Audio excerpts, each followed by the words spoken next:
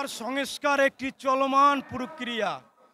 দেখেন তো আপনারা, এই যে নাৎসি ফ্যাসিস্ট হিটলারের এদের বিচার কিন্তু 200 বছর পর হচ্ছে। খুনি হাসিনার বিচার তো আমরা অন্যায়ভাবে অরাজকভাবে ধরে মেরে করতে পারবো না, এটি আইনি প্রসেসের মাধ্যমে হবে। কিন্তু বিচারের সাথে সংস্কারের সাথে নির্বাচন হবে, বিচারও হবে, সংস্কারও হবে। প্রত্যেকটি সেক্টর, প্রত্যেকটি কাজ তার নিজ নিজ গতিতে চলবে। বিচারের সাথে, সংস্কারের সাথে, নির্বাচনের সাথে কোনোটার সাথে কোনোটার জড়িত না। সবগুলোই হবে, বিচারও হতে হবে, নির্বাচনও হতে হবে, সংস্কারও হতে হবে। ছাত্র ভাইয়েরা, আমরা তারা তারা যে ক্রেডিট নিতে চায় তারা ক্রেডিট নিতে চায়, আমরা কোনো ক্রেডিট নিতে চাই না। তাদেরও অনেক ভূমিকা আছে। তারা এই যে 17 বছর পর্যন্ত কই, তাদের তো রাজপথে দেখি নাই।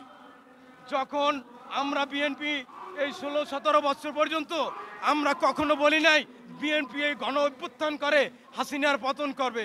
আমাদের নেতা ফখরুল ইসলাম, আমাদের নেতৃবৃন্দ, আমরা সবসময় বলেছি, জনগণকে আহ্বান করেছি 17 বছর পর্যন্ত, জনগণের গণ অভ্যুত্থানে জনগণ রাজপথে একদিন আসবে, গণ অভ্যুত্থানে খুনি হাসিনার পতন হবে।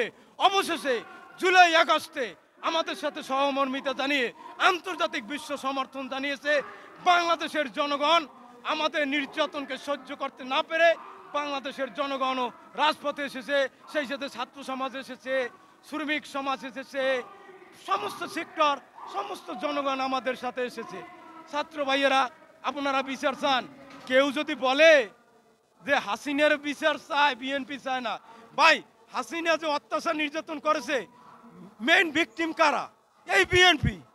আমাদের উপর হাসিনা নির্যাতন করছে, আমাদের 700 নেতাকর্মী গুম করেছে, আমাদের সংসার ভেঙেছে, আমাদের ঘর ভেঙেছে, আমাদের 2 কোটি নেতাকর্মী এই ডামি, এই 2024 সালের 7 জানুয়ারি ডামি নির্বাচনের আগে আপনারা দেখছেন যে আমাদের 2 কোটি নেতাকর্মী ঘর ছাড়া হয়েছে। হাসিনা যত অত্যাচার করেছে, সমস্ত অত্যাচারের 90% অত্যাচারে নির্যাতনের শিকার হয়েছে বিএনপি। অর্থাৎ বিএনপি হাসিনার বিচার চায় না, বিচার অন্য তারা চায়।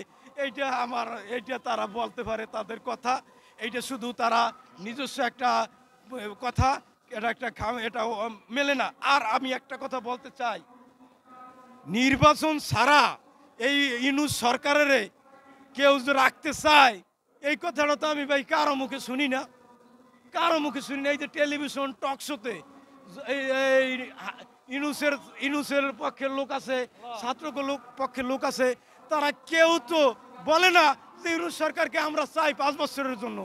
অগণতান্ত্রিকভাবে, স্বৈরতান্ত্রিকভাবে ইউনূস সরকার যদি এই দেশের মানুষের মনোভাবের মূল্যায়ন না করে, এই ভোট বঞ্চিত এই বিক্ষুব্ধ জনতার এই ভোটকে বিলম্ব করে ক্ষমতায় থাকতে চায়, তাহলে ইউনূস সরকারের পরিণাম সে নিজের পায়ে নিজে কুড়াল দেবে।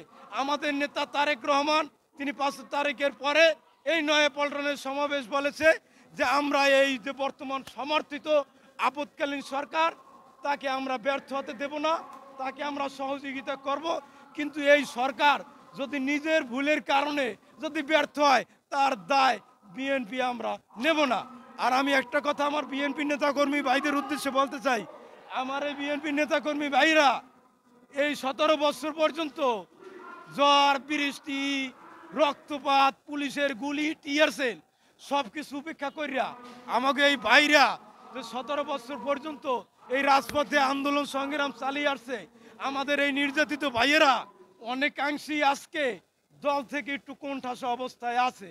কিছু হাইব্রিড, কিছু মধ্যপন্থী, তারা সাদা পাঞ্জাবি গায়ে দিয়া পকেট ভরা টাকা নিয়ে আইসা আমাদের এই ত্যাগী নেতাকর্মীদের অবমূল্যায়ন হচ্ছে। আমি বলতে চাই, আমার এই ত্যাগী এই নেতাকর্মীদেরকে, ভাইদেরকে বলতে চাই, যারা আন্দোলনে ছিলেন, আপনারা কেউ মনোকষ্ট নেবেন না।